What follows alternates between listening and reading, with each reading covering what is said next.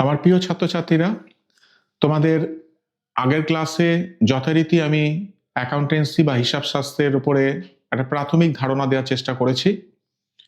আমাদের আলোচনা সেখানে বেশ কিছুটা এগিয়েওছে, তোমরা নিশ্চয়ই দেখেছো বা শুনেছো। এখন যে যতটুকু আলোচনা হয়েছে আমরা তারপর থেকে কন্টিনিউ করছি। এখানে আমরা মেইনলি যেটা দেখব সেটা হচ্ছে অ্যাকাউন্টেন্সির যে বিভিন্ন ভাগগুলো, অর্থাৎ কোন কোন জায়গায় আমাদের অ্যাকাউন্টেন্সি কিভাবে পড়তে হবে সেইটা সম্পর্কে জানব।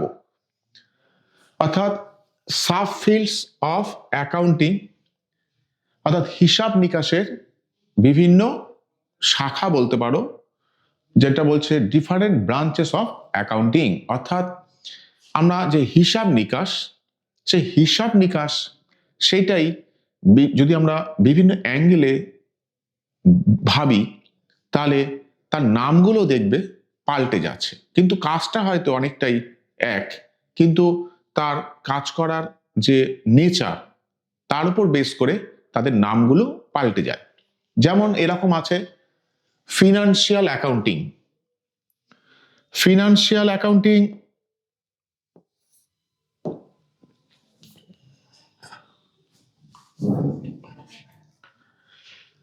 ফিনান্সিয়াল অ্যাকাউন্টিংটা কি বলছে দেখো, it is a branch of accounting, অর্থাৎ হিসাব নিকাশের একটা শাখা that deals with recording, summarising, reporting of business financial transaction. অর্থাৎ ব্যবসায়িক যে লেনদেনগুলো রয়েছে সেই লেনদেনগুলোকে আমরা রেকর্ড করব, মানে লিপিবদ্ধ করব, সেগুলোকে সামারাইজ অর্থাৎ সেগুলোকে শ্রেণীবদ্ধ করে সংক্ষিপ্ত অর্থাৎ তার নির্দিষ্ট ব্যক্তি বা নির্দিষ্ট নেচার অনুযায়ী তার প্রকারভেদ করব, অ্যান্ড রিপোর্টিং অর্থাৎ তারপরে সেই যে জিনিসটা তৈরি করেছি সেটাকে উপস্থাপনা করব অর্থাৎ রিপোর্ট করব of a business financial transaction. এটা কি ফোকাস করে? It focuses on preparing financial statements. অর্থাৎ এই যে ফিনান্সিয়াল অ্যাকাউন্টিং, এগুলোর মধ্যে কি পড়তে পারে, কারকে নিয়ে এটা গঠিত হয়? Income statement. ইনকাম স্টেট মানে যেখানে আমরা প্রফিট লস অর্থাৎ আয় ব্যয় লাভ ক্ষতি এগুলো নিয়ে আলোচনা করা হচ্ছে, সেটা হচ্ছে ইনকাম স্টেটমেন্ট। তোমরা এগুলো পরে পাবে। ব্যালেন্স শিট অর্থাৎ যেখানে সম্পত্তি দায়, এখন কোনটা সম্পত্তি কোনটা দায় এটা তোমরা পরে আলোচনাতে আমি করে দেব। যেখানে তোমরা দেখবে যে ব্যালেন্স শিটে একটা স্টেটমেন্ট যেখানে আমরা শুধুমাত্র অ্যাসেট অর্থাৎ সম্পত্তি, লাইবিলিটি অর্থাৎ দায় এগুলোকে নিয়ে লেখা হয় বা এগুলো নিয়ে আলোচনা করা হয় বা লিপিবদ্ধ করা হয়, সেটা হচ্ছে ব্যালেন্স শিট। আর কি ক্যাশ ফ্লো স্টেটমেন্ট, অর্থাৎ যেখানে নগদের অর্থাৎ নগদ টাকা আসছে না নগদ টাকা যাচ্ছে তার একটা স্টেটমেন্ট তৈরি করা হয়। এই যে তিনটে জিনিস এটা হচ্ছে ফিনান্সিয়াল অ্যাকাউন্টিং এর মধ্যে পড়ছে, অর্থাৎ আর্থিক হিসাব নিকাশ। তাহলে এখানে দেখতেই পাচ্ছ যে এখানে মেইনলি কোনটা লিপিবদ্ধ করা হয়, সেটা হচ্ছে ফিনান্সিয়াল ট্রানজ্যাকশন। কারণ আমি আগেই তোমাদের বলেছি যে ব্যবসায়িক যে লেনদেন, সেই ব্যবসায়িক লেনদেনগুলো দু রকম হতে পারে, একটা ক্যাশ ট্রানজ্যাকশন, একটা অন ক্রেডিট। অর্থাৎ তুমি ধরো কোনো কিছু কিনেছো, সেটা হচ্ছে টাকাতে অর্থাৎ সাথে সাথে পেমেন্ট করেছো, আর একটা হচ্ছে বাকিতে। আর কিছু ট্রানজ্যাকশন বা ঘটনা বলতে পারো বা লেনদেন বলতে পারো যেখানে অর্থের কোনো যোগই নেই। অর্থের কোনো যোগ নেই মানে সেটা আমি অর্থের মাপকাঠিতে পরিমাপ করতে পারছি না। কিরকম? তুমি ধরো কারোর কাছ থেকে একটা বই ধার নিয়েছো পড়ার জন্য, কিছুদিন পরে তাকে আমি ফেরত দিচ্ছ, তাহলে এটা একটা ঘটনা। কিন্তু যদি তুমি কোনো দোকান থেকে কোনো একটা বই কিনে নিয়ে আসো, তাহলে কি হচ্ছে, বইটা কেনার বিনিময়ে সেই দোকানদারকে তোমাকে নগদ টাকা দিতে হয়েছে। এটা হচ্ছে একটা ব্যবসায়িক লেনদেন। তাহলে এখানে সেই সমস্ত ব্যবসায়িক লেনদেনগুলোকে রেকর্ড করা হবে, সামারাইজ করা হবে, রিপোর্ট করা হবে। আর কি কি এর মধ্যে টুলস হিসেবে আমরা ব্যবহার করতে পারবো, সেইটাই হচ্ছে income statement, that is profit and loss account, balance sheet and cash flow statement. Next হচ্ছে কস্ট অ্যাকাউন্টিং, অর্থাৎ পরিব্যয় হিসাব নিকাশ। পরিব্যয় মানে ব্যয়ের উপরে আমি ফোকাসটা করেছি, কারণ এরকম আছে যারা পণ্য উৎপাদন করছে, তাহলে তার নেচারটা কি রকম, প্রোডাকশনের সাথে রিলেটেড, তাহলে সে সেই উৎপাদন সংক্রান্ত তার ব্যয়গুলোকে লিপিবদ্ধ করা, সেই ব্যয়গুলোকে কন্ট্রোল করা, সেই ব্যয়গুলোকে সঠিকভাবে দেখানো, এই পুরো বিষয়টা হচ্ছে কস্ট অ্যাকাউন্টিং। ডেফিনিশন হিসেবে আমি কি দিতে পারি, ইট is a branch of accounting that deals with finding, recording, analysing and controlling the cost. দেখো এখানে কিন্তু পরিষ্কার বলা আছে the cost of producing goods and services, অর্থাৎ যে পণ্যটা বা যে সেবাটা আমি উৎপাদন করলাম বা পরিষেবাটা প্রদান করলাম, তার জন্য যে খরচ হলো, সেই খরচটা যখন লিপিবদ্ধ করা হবে, সেটা যখন নিয়ন্ত্রণ করা হবে, সেটা যখন ব্যাখ্যা করা হবে অর্থাৎ বিশ্লেষণ করা হবে, এই পুরো বিষয়টা যেখানে আলোচনা করা আছে সেইটাকে আমরা বলছি কস্ট অ্যাকাউন্টিং বা পরিব্যয় হিসাব নিকাশ।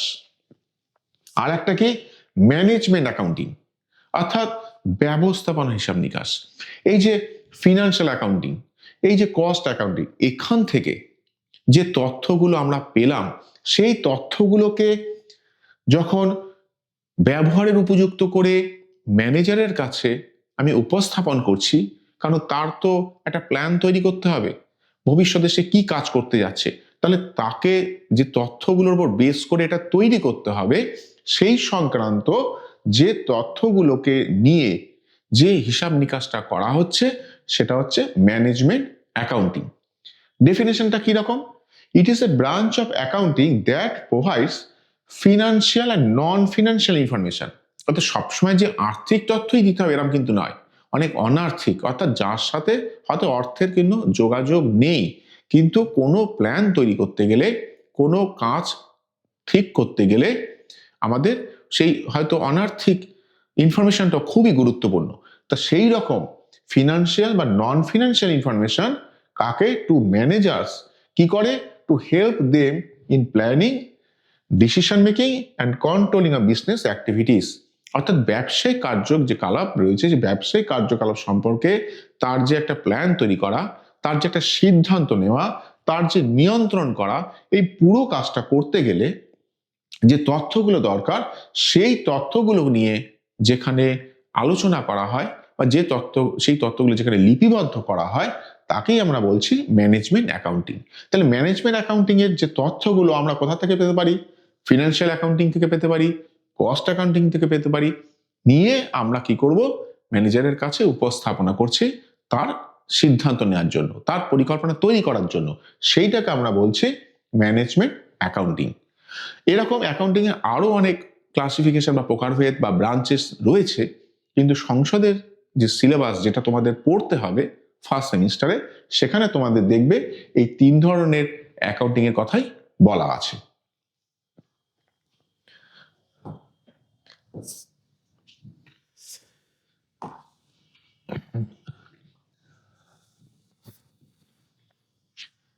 এবার আমরা তোমাদের বেশ কিছু টার্মস বা শব্দ যেগুলো আমাদের হিসাব শাস্ত্রে খুব ঘনিষ্ঠভাবে বা অতপ্রতভাবে জড়িত, যেগুলো না জানলে আমাদের বলতে পারো যে হিসাব নিকাশ সম্পর্কে যে প্রাথমিক ধারণা, হিসাব শাস্ত্র সম্পর্কে যে প্রাথমিক ধারণা, সেটাই আমাদের অসম্পূর্ণ থেকে যাবে। সেই জন্য এইরকম বেশ কিছু শব্দ বা টার্মস তোমাদের সামনে এখন আমি উপস্থাপনা করব। এইরকমই একটা হচ্ছে ইভেন্ট, অর্থাৎ ঘটনা।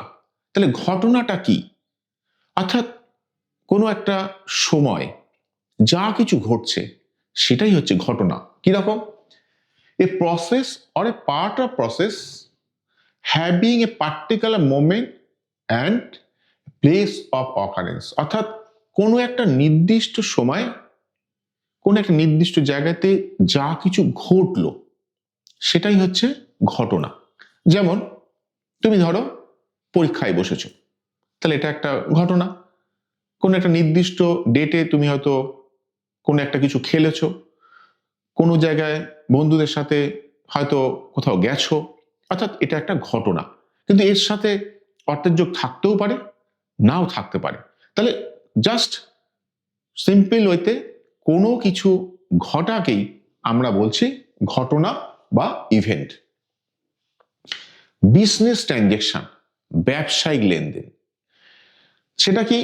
Transaction consist of a exchange or transfer of value either in the form of money or goods or services which are measured and expressed in terms of money।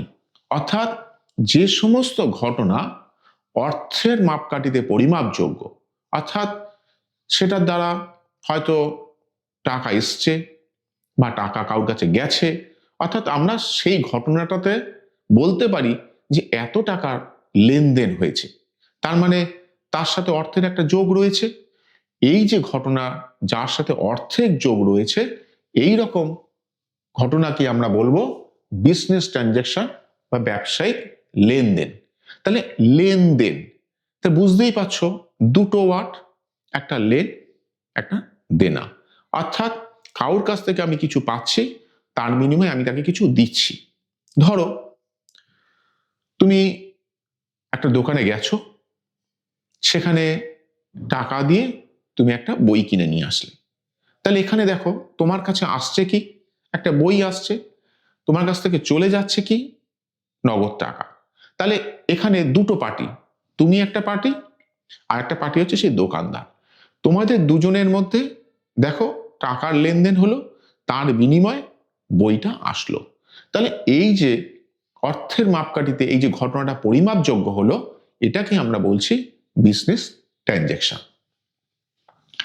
এবার বিজনেস ট্রানজেকশন কাকে বলছি, কি কি criteria থাকলে তবে তাকে আমরা একটা ব্যবসায়িক লেনদেন বলবো, সেই রকম কিছু ফিচার্স আমরা একটু দেখে নিই। টু সাইডস, অর্থাৎ দুটো পক্ষ থাকবে, দুটো পার্টি থাকবে। যেমন এখানে আমি বললাম কি, তুমি একটা পার্টি, তুমি যে দোকান থেকে জিনিস কিনে নিয়ে এসছো সেই দোকানদার একটা পার্টি। তাহলে তোমাদের দুজনের মধ্যে একটা আর্থিক লেনদেন হলো, তাই এটা ব্যবসায়িক লেনদেন। Measurable in terms of money, অর্থের মাপকাঠিতে পরিমাপযোগ্য। তুমি কত টাকা দিয়ে বইটা কিনে নিয়ে এসছো, সেখানে হয়তো ফিক্সড লেখা থাকছে যে তুমি হয়তো 500 টাকা দিয়ে একটা বই কিনে নিয়ে এসছো বা 200 টাকা দিয়ে একটা পেমেন্ট কিছু করেছো। তার মানে অর্থের মাপকাঠিতে আমরা সেই ঘটনাটাকে বলতে পারি যে সেখানে এত টাকার লেনদেন হয়েছে। চেঞ্জ ইন ফিনান্সিয়াল পজিশন, আর্থিক অবস্থার পরিবর্তন। আর্থিক অবস্থার পরিবর্তন কি করে হচ্ছে? তোমার কাছে ধরো নগদ টাকা ছিল, সেই টাকার কিছু অংশ তুমি দোকানদারকে দিয়ে দিলে, তাহলে নিশ্চয়ই নগদ টাকাটা তোমার কাছ থেকে কমে গেল। হয়তো তার বিনিময়ে তোমার কাছে বইটা আসলো, কিন্তু তোমার আর্থিক অবস্থার তো পরিবর্তন হয়েছে, কারণ তোমার কাছ থেকে টাকাটা চলে গেল, কার কাছে গেল? দোকানদারের কাছে। তাহলে দোকানদারের কাছ থেকে টাকাটা এসছে আর তোমার কাছ থেকে টাকাটা চলে গেছে, তাহলে দুজনেরই আর্থিক অবস্থার কিছু না কিছু পরিবর্তন হয়েছে। সেটাই হচ্ছে ব্যবসায়িক লেনদেনের একটা বৈশিষ্ট্য। Transfer of assets and services, অর্থাৎ ট্রান্সফার হচ্ছে অ্যাসেটে, দোকানদারের কাছ থেকে বইটা তোমার কাছে চলে আসলো। তাহলে সম্পত্তি হিসাবে যদি আমি বইটাকে ভাবি, তাহলে বইটা তোমার কাছে এসছে, তাহলে তোমার লাভ হলো।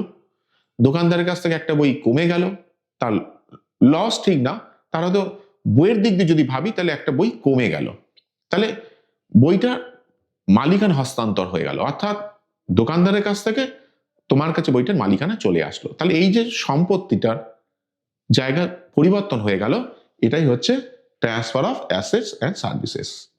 ভিজিবল অ্যান্ড ইনভিজিবল রিজনস, অর্থাৎ সবসময় যে চোখে দেখা যাবে এরকম কিন্তু না, চোখে দেখা যায় না, ইনভিজিবল, এরকম রিজনও কিন্তু থাকতে পারে বিজনেস ট্রানজেকশনের মধ্যে।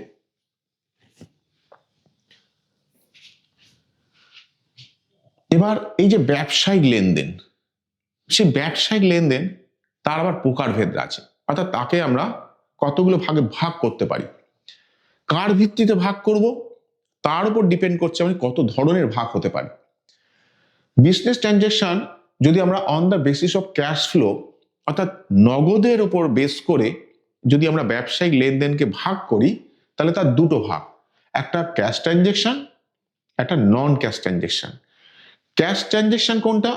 যেখানে নগদ টাকার আদান প্রদান হয়, অর্থাৎ তুমি কিছু কিনেছো, তুমি কিছু পেয়েছো, তার বিনিময়ে তুমি হয়তো নগদ টাকা কাউকে প্রদান করেছো, তাহলে নগদ টাকা আসছে, নগদ টাকা যাচ্ছে, এটাকে বলা হচ্ছে ক্যাশ ট্রানজেকশন। আর একটা হচ্ছে নন ক্যাশ। নন ক্যাশ মানে হচ্ছে যেখানে অর্থের সরাসরি কোনো আদান প্রদান হলো না, কিন্তু অর্থের মাপকাঠিতে পরিমাপযোগ্য, তা নাহলে কিন্তু বিজনেস ট্রানজেকশন হতোই না। এটা খেয়াল রাখবে, ইভেন্টের সাথে এটাই কিন্তু ট্রানজেকশনের পার্থক্য। অর্থাৎ যখন কোনো ইভেন্ট বা ঘটনা অর্থের মাপকাঠিতে পরিমাপযোগ্য হয়, তখনই সেটা হয় বিজনেস ট্রানজেকশন।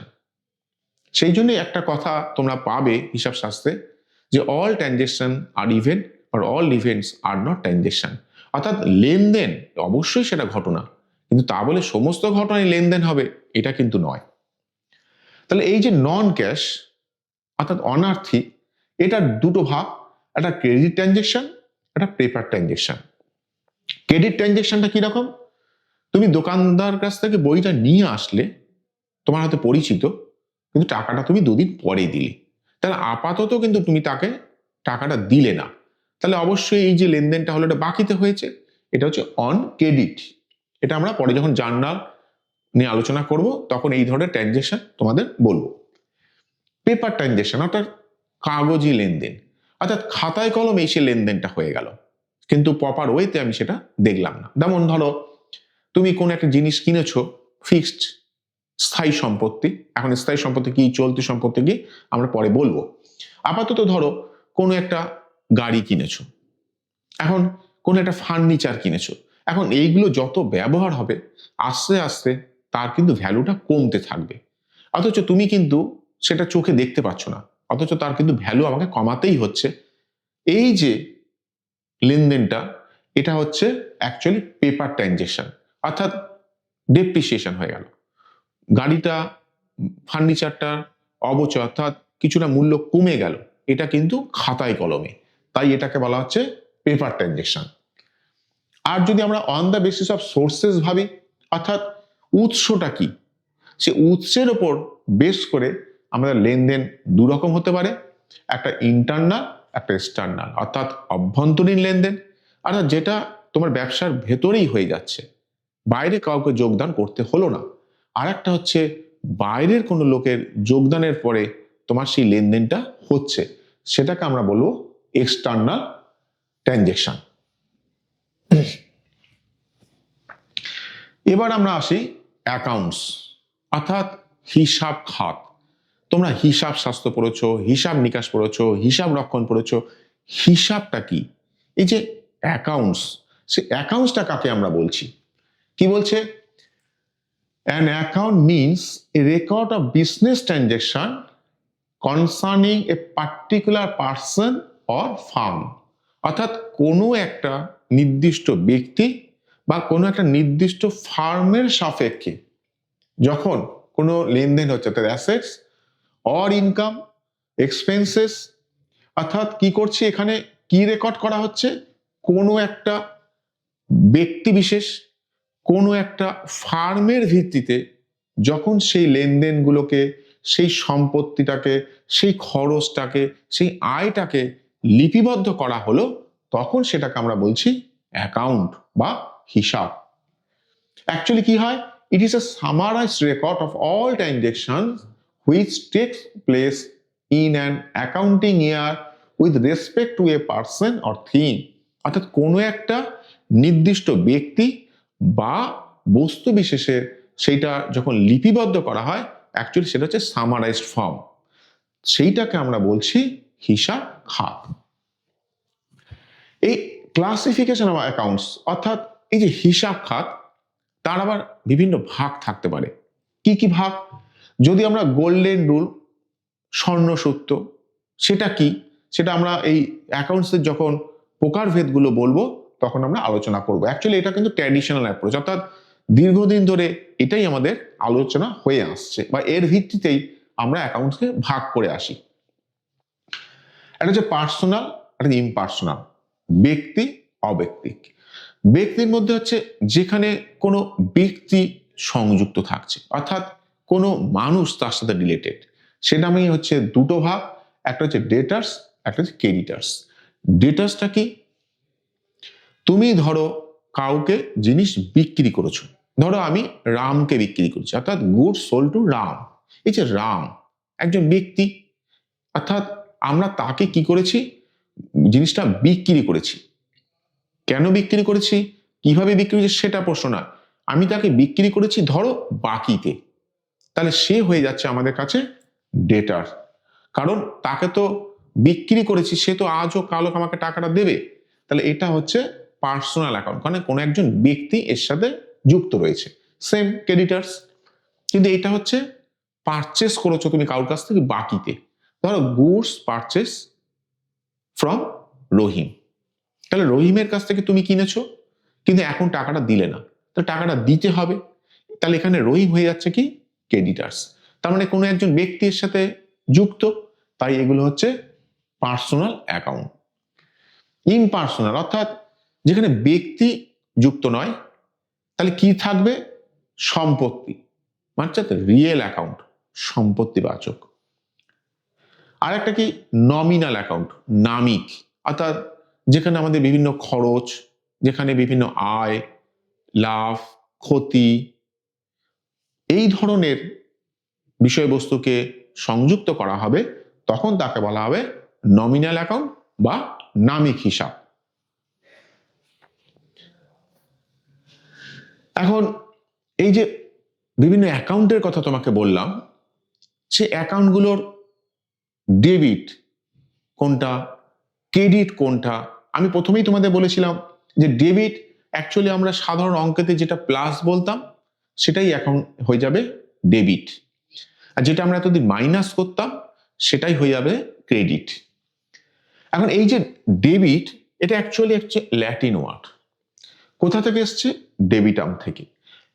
এর অ্যাকচুয়াল অর্থটা কি, হোয়াট ইজ ডিউ, অর্থাৎ যেটা বাকি আছে আমাকে পেতে পারি, দিতে পারি, অর্থাৎ আমরা কোনো কিছু পাচ্ছি, যখন আমরা কোনো কিছু পাচ্ছি তার মানে আমার কাছে সেটা বাড়ছে, তার মানে আসছে, প্লাস হচ্ছে, তাই হচ্ছে এটা ডেবিট। যেটা আমরা অঙ্কেতে যখন ইউজ করব তখন আমরা কিন্তু ডেবিট পুরো কথাটা না লিখে লিখবো ডিআর, মানে ডেবিট।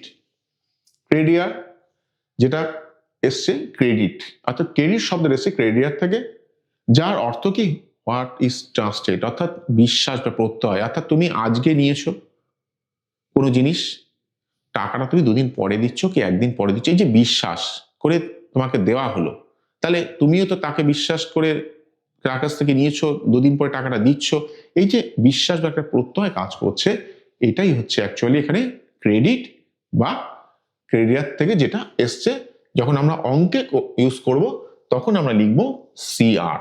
তাহলে এইভাবে ভাবতে পারি যে ডেবিট মানে আমরা ভাবো প্লাস, আর ক্রেডিট যখন হবে তখন আমরা ভাববো মাইনাস। এখন এই যে তোমাদের personal account, real account, nominal account নিয়ে আলোচনা করলাম, এগুলো অ্যাকচুয়ালি সংজ্ঞাটা কি বা এর বিষয়বস্তুটা কি। পার্সোনাল অ্যাকাউন্ট, পার্সোনাল অ্যাকাউন্ট কি, the accounts relating to persons or organization are known as personal account। ওই যে বললাম কোনো ব্যক্তি, কোনো সংস্থা, এই ধরনের যখন হিসাব খাতগুলো থাকবে তখন সেইগুলো হয়ে যাবে পার্সোনাল অ্যাকাউন্ট। যেমন সমীর একজন নাম, তাহলে অবশ্যই পার্সন, ক্যাপিটাল, এইগুলো সবই হচ্ছে পার্সোনাল অ্যাকাউন্ট। তাহলে এক্ষেত্রে ডেবিট করার নিয়ম, ক্রেডিট করার নিয়ম কি, যেটা আমাদের এই গোল্ডেন রুলসে বা স্বর্ণ সূত্র যেটা বলা হয় সেখানে আলোচনা করা আছে। কি বলছে, রিসিভার অফ বেনিফিট সেটা হবে ডিআর, অর্থাৎ যে সুবিধাটা পেলো। ধরো তুমি দোকানদারের কাছ থেকে বইটা কিনে নিয়ে এসছো, তাহলে বইটা তোমার কাছে এসছে, তাহলে তুমি এর দেখে হয়তো বইটা পড়ে লাভবান হয়েছো, সমৃদ্ধ হয়েছো, তাহলে প্রফিটটা কার হয়েছে, তোমার হয়েছে, তাহলে সুবিধাটা কে পেলে, সুবিধা গ্রাহক কে, তুমি। তাহলে তাহলে এক্ষেত্রে হয়ে যাচ্ছে সেটা ডেবিট। অর্থাৎ যে সুবিধাটা পেল সে হচ্ছে ডেবিট, আর যে সুবিধাটা প্রদান করলো, যে গিভার অফ বেনিফিট, যে সুবিধাটা প্রদান করছে, সে হয়ে যাচ্ছে ক্রেডিট। যদি আমরা রিয়েল অ্যাকাউন্টকে ভাবি, অর্থাৎ সম্পত্তির হিসাব, সেটা কি? The accounts relating to tangible and intangible assets are called real account. অর্থাৎ যে সমস্ত সম্পত্তি দৃশ্যনীয় বা অদৃশ্যনীয়, অর্থাৎ চোখে দেখা যায় বা চোখে দেখা যায় না, এই ধরনের হিসাব খাত, তাকে আমরা বলছি রিয়েল অ্যাকাউন্ট। কিরকম? কি উদাহরণ হতে পারে? ল্যান্ড অ্যান্ড বিল্ডিং, অর্থাৎ জমি বাড়ি, ব্যাংকে তুমি যে টাকাটা রেখেছো, ক্যাশ অ্যাট ব্যাংক, এইগুলোকেই আমরা সম্পত্তি হিসেবে ভাবতে পারি। তাই এরা হচ্ছে রিয়েল অ্যাকাউন্টের উদাহরণ বা এক্সাম্পল। এক্ষেত্রে গোল্ডেন রুলস কি বলছে? যে কখন ডেবিট হবে, কখন ক্রেডিট হবে? হোয়াট কামস ইন, অর্থাৎ যেটা আসছে, যখন আসছে কার কাছে? তোমার কাছে, তখন সেটা হচ্ছে ডিআর। তোমার কাছ থেকে যদি কিছু চলে যায়, অর্থাৎ হোয়াট গোস আউট, কি চলে যাচ্ছে, সেটা হচ্ছে ক্রেডিট। এবার আসো নমিনাল অ্যাকাউন্ট। তাহলে পার্সোনাল অ্যাকাউন্ট পেয়ে গেছি, রিয়েল পেয়ে গেছি, তাহলে এরপরে যেটা পড়ে থাকে সেটাই নমিনাল অ্যাকাউন্ট। তাহলে এখানকার সহজ যদি ভাবি, কি কি হতে পারে? তাহলে ব্যক্তি হবে না, সম্পত্তি হবে না, তাহলে কি হবে? কোনো এক্সপেন্সেস, খরচ, কোনো লসেস, ক্ষতি, আয় অর্থাৎ ইনকাম, গেন অর্থাৎ তুমি কিছু পাচ্ছ, are known as nominal account. অর্থাৎ যেগুলো দেখো আমরা পার্সোনালের মধ্যে ফেলতে পারছি না, রিয়েল অ্যাকাউন্টের মধ্যেও ফেলতে পারছি না, তাহলে যেগুলো অবশিষ্ট থেকে গেল, যেমন বললাম আয়, ব্যয়, লাভ, ক্ষতি, এইগুলোকেই হচ্ছে অ্যাকচুয়ালি নমিনাল অ্যাকাউন্ট। যেমন ধরো এক্সাম্পল কি হতে পারে? ওয়েজেস অ্যাকাউন্ট, অর্থাৎ ওয়ার্কাররা কাজ করেছে তোমার কারখানায়, তাদেরকে তুমি মজুরি দিলে। এই যে ওয়েজেস বা মজুরি, এটা না হবে পার্সনে, না হবে রিয়েলে, কারণ এই দুটো কোনোটাই এক্ষেত্রে অ্যাপ্লিকেবল নয়। তাহলে এক্ষেত্রে এটা হয়ে যাচ্ছে কি নমিনাল অ্যাকাউন্ট। রেন্ট অর্থাৎ ভাড়া, তুমি ধরো বাড়ি ভাড়া দিয়েছো, বা তুমি হয়তো কারোর বাড়িতে ভাড়াটে হিসেবে থাকছো, তাহলে একটা ভাড়া প্রদান করছো, তাহলে এই যে হাউস রেন্ট, এটাও হচ্ছে অ্যাকচুয়ালি নমিনাল অ্যাকাউন্ট। এক্ষেত্রে গোল্ডেন রুলস কি বলছে? যে কখন ডেবিট হবে, কখন ক্রেডিট হবে? Expenses and losses are debit, অর্থাৎ খরচ, ক্ষতি, এগুলো যখন হবে তখন সেটাকে আমরা করব কি ডিআর বা ডেবিট। তাহলে এর অপোজিট কি? ইনকাম, গেন, এগুলো যখন হবে তখন সেটাকে বলা হচ্ছে সিআর বা credit.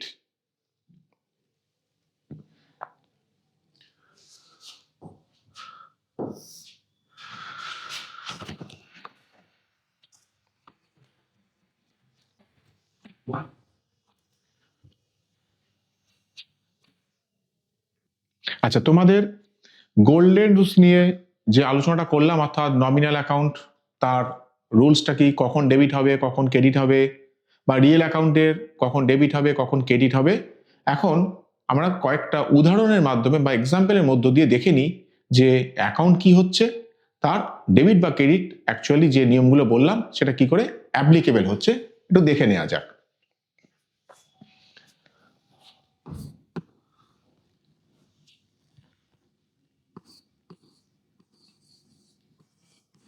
Purchased furniture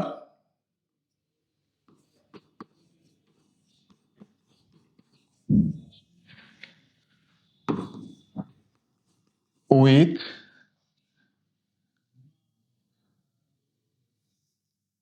furniture purchase furniture for cash ধরো 50,000। যদি এইরকম একটা কোনো বিজনেস ট্রানজাকশন থাকে, তাহলে সেক্ষেত্রে কি কি অ্যাকাউন্ট হতে পারে? দেখো এখানে একটা ফার্নিচার কেনা হয়েছে, কিসের বিনিময়? ক্যাশের বিনিময়, অর্থাৎ ফার্নিচারটা আমার কাছে এসছে আর ক্যাশটা চলে গেছে। যদি আমরা এটাকে গোল্ডেন রুলস হিসাবে যে বিভিন্ন অ্যাকাউন্টগুলো বললাম, অর্থাৎ real account, personal account, nominal account, তাহলে সেই দিক দিয়ে কি করে ডেবিট হচ্ছে, কি করে ক্রেডিট হচ্ছে, এটা একবার আমরা দেখে নিই। তাহলে এখানে দুটো অ্যাকাউন্ট, একটা ফার্নিচার আর একটা কি অ্যাকাউন্ট, ক্যাশ অ্যাকাউন্ট। এই যে দুটো অ্যাকাউন্ট আছে, এবার দেখো দুটো নেচার যদি ভাবি তাহলে দুটোই দেখো রিয়েল, অর্থাৎ রিয়েল অ্যাকাউন্ট। ক্যাশ এটাও রিয়েল অ্যাকাউন্ট। এখন এক্ষেত্রে কোনটা ডেবিট হবে, কোনটা ক্রেডিট হবে? দেখো যখন আমরা রিয়েল অ্যাকাউন্টে ছিলাম তখন আমরা কি বলেছিলাম একটু দেখে নেওয়া যাক। রুলসটা কি ছিল? What comes in debit, what goes out credit. Purchase furniture, অর্থাৎ ফার্নিচারটা ক্রয় করা হলো, অর্থাৎ কিনলাম। তাহলে ফার্নিচারটা যদি আমি কিনি তাহলে আসছে কি? ফার্নিচার। তাহলে ফার্নিচার এক্ষেত্রে কামস ইন। তাহলে এক্ষেত্রে গোল্ডেন রুলস অনুসারে নিশ্চয়ই এইটা হয়ে যাবে ডেবিট। আর কি ছিল? হোয়াট গোস আউট, কি চলে যাচ্ছে। তাহলে দেখো পারচেস ফার্নিচার ফর ক্যাশ, অর্থাৎ ফার্নিচারটা আসলো তার বিনিময়ে টাকাটা চলে গেল, তাহলে ক্যাশ গোস আউট।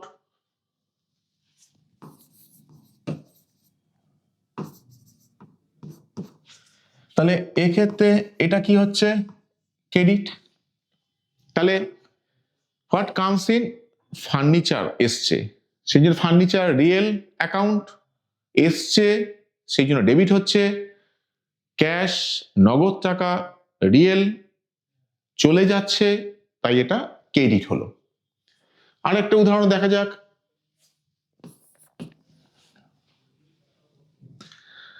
ধরো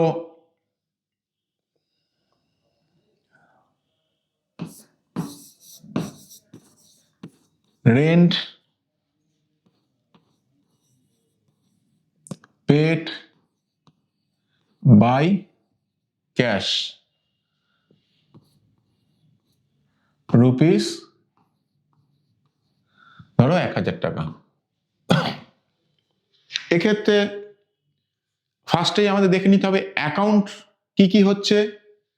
দেখো একটা রেন্ট আছে, একটা ক্যাশ আছে। তাহলে অ্যাকাউন্টের কোন ক্লাসিফিকেশনের মধ্যে এটা পড়ছে একটু দেখে নিই। রেন্ট নিশ্চয়ই পার্সোনাল হচ্ছে না, সম্পত্তি মানে রিয়েল তো হচ্ছেই না, তাহলে কি পড়ে থাকছে? অবশ্যই নমিনাল।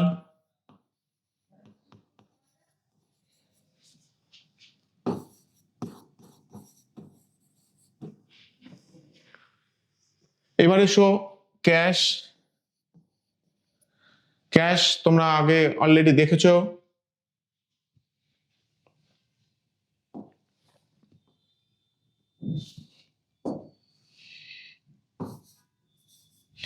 Real account.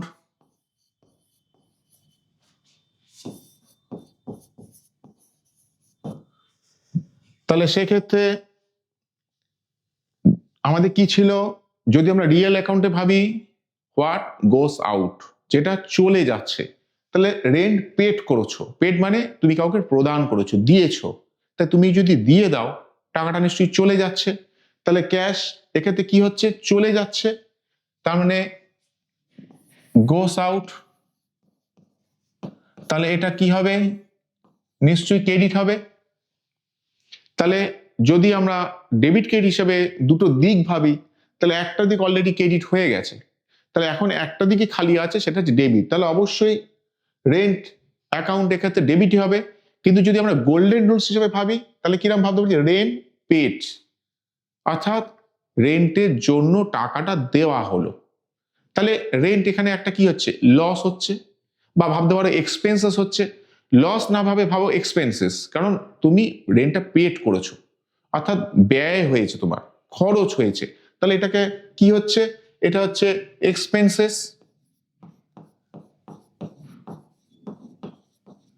খরচ হচ্ছে।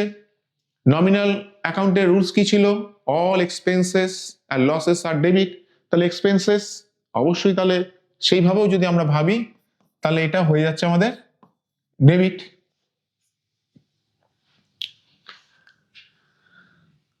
আর একটা দেখা যাক এক্সাম্পল দিয়ে। ধরো আমরা কাউকে টাকা দিয়েছি, কি রকম, ধরো ক্যাশ পেড টু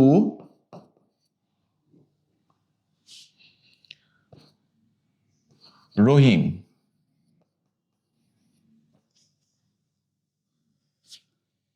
কত টাকা দিয়েছো, ধরো 500 টাকা দিয়েছো, তাহলে ক্যাশ পেড টু রহিম, অর্থাৎ রহিমকে টাকা দেওয়া হলো।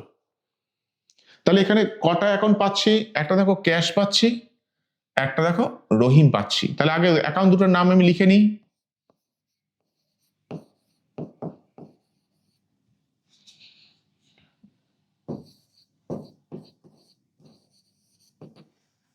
আর একটা কি পাচ্ছি, ক্যাশ অ্যাকাউন্ট।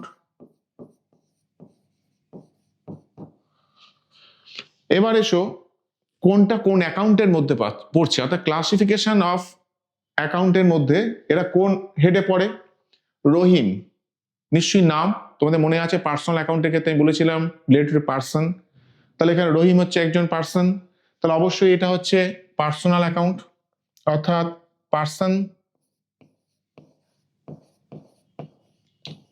তাহলে পার্সোনাল হলো। ক্যাশ অবশ্যই তোমরা জানো রিয়েল বা সম্পত্তি।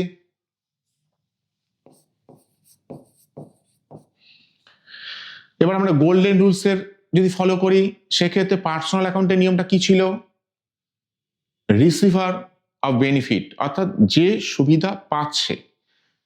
ক্যাশ পেড টু রহিম, আমি রহিমকে টাকাটা দিচ্ছি, তাহলে টাকাটা কে পেল, রহিম পেল, তাহলে রিসিভার অফ বেনিফিট এক্ষেত্রে কে হচ্ছে, নিশ্চয়ই রহিম। তাহলে যদি আমরা কারণটা লিখতে চাই তাহলে এটা হয়ে যাচ্ছে রিসিভার, রিসিভার অফ বেনিফিট, সেই জন্য এইটা আমাদের হয়ে যাচ্ছে ডেবিট।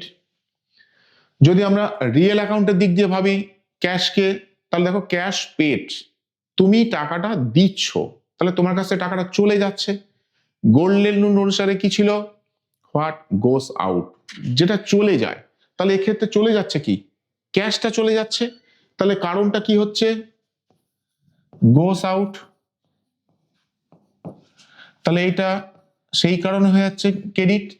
তাহলে এই যে আমরা রিয়েল অ্যাকাউন্ট বললাম, পার্সোনাল অ্যাকাউন্ট বললাম, নমিনাল অ্যাকাউন্ট বললাম, গোল্ডেন রুলস বলছিলাম, সেই গোল্ডেন রুলসটা তিনটে অ্যাকাউন্টের ক্ষেত্রে কি করে অ্যাপ্লাই করা হয়, যার ভিত্তিতে আমরা কোনোটা ডেবিট করছি কোনোটা ক্রেডিট করছি, সেটাই আমরা এইরকম তিনটে এক্সাম্পল দিয়ে তোমাদের কাছে বোঝালাম। এবার তোমরা এই ধরনের আরো কিছু প্র্যাকটিস করবে, তাহলে তোমাদের অ্যাকচুয়ালি কোনটা কোন অ্যাকাউন্টের মধ্যে পড়বে তোমাদের কনসেপ্টটা ক্লিয়ার হবে, বা এর সম্পর্কে আরো বিস্তারিত আমরা পরে ক্লাসে আলোচনা করব। ধন্যবাদ।